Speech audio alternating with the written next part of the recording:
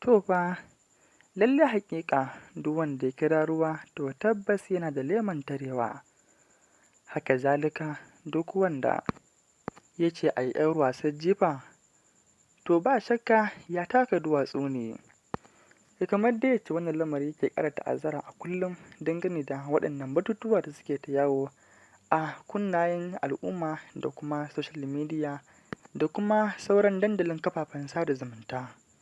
Dangane da wannan cece-kuce da yake ta ƙara ɓallewa kullum babu ƙaƙƙautawa.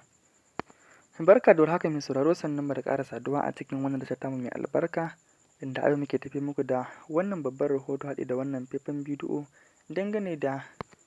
faifan bidiyon nan da zai cire muku shakkun abubuwan da ke wanzuwa a cikin zuciyoyinku da kuma warware muku abubuwan da ke faruwa dangane da wannan lamari. Mai sauraro, kai da ka biyo mu kuma da Allah idan har kai baƙo ne a wannan tasha tamu mai albarka, ka dangwala mana subscribe haɗe da ƙararrawa domin kasancewa tare da mu a koda yaushe da zarar mun shiga zafafan shirye-shiryenmu da kuma ingantattun labaranmu. Kuma bayan nan, kamar yadda kowa sani, in dai aka ce wannan mutum ne Allah ya ba shi ɗaukaka da kuma sauran abubuwan da suke ɗaukar hankali ko kuma in ce burgewa a dukkan doron duniya, to lalle ba zai rasa masoya ba da kuma mahassada da masu ƙin abin da yake da kuma masu son wannan abin da yake yi. Kamar dai yadda yake neman faruwa ko kuma in ce ya faru a cikin wannan lokaci ko kuma in ce a wannan kan lamari da ake tafe dangane da wannan batu na wannan shahararren mawaƙi Ado Isa Gwanja. Amma shi lamarinsa bai tafi kai tsaye akan dangane da abubuwan da lafazin da muka furta gabaki ɗaya ba, sai dai yana da dangantaka da wannan lamari. Kuma shi da aka yi duba da yacce al'umma suka matuƙar tunzura wannan lamari nashi tun daga ƙaramin lamari zuwa babban lamari da kuma yadda ake ta yaɗa kala-kalan cece-kuce da dai sauran batutuwa akan wannan bayani,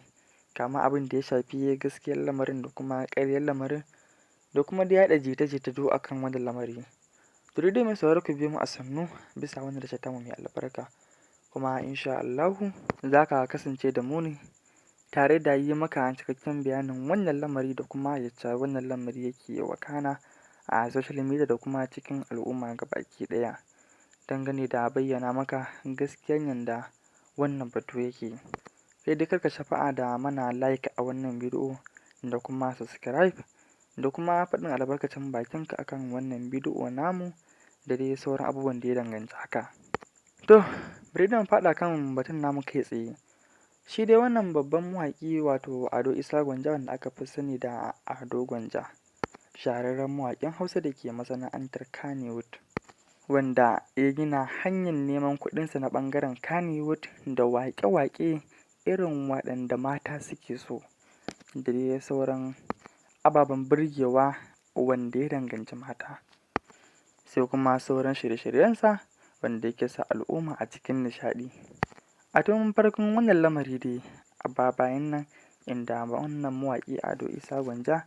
ya saki shahararriyar waƙarsa mai suna War. Wannan waƙa inda ake ta yaɗa cece-kucen cewa idan har ta fito za ta ɓata tarbiyya, za ta ɓata mutane, za ta yi waye-waye da dai sauran wannan al'amari. Wannan waƙa ta fito aka je iya zallan nishaɗi ne a cikin wannan waƙa, kamar yacce wannan mawaƙi ya furta, wanda yake cewa babu abinsa da za a ce yana ɓata tarbiyya ko kuma yana gurɓata tarbiyyan waɗansu.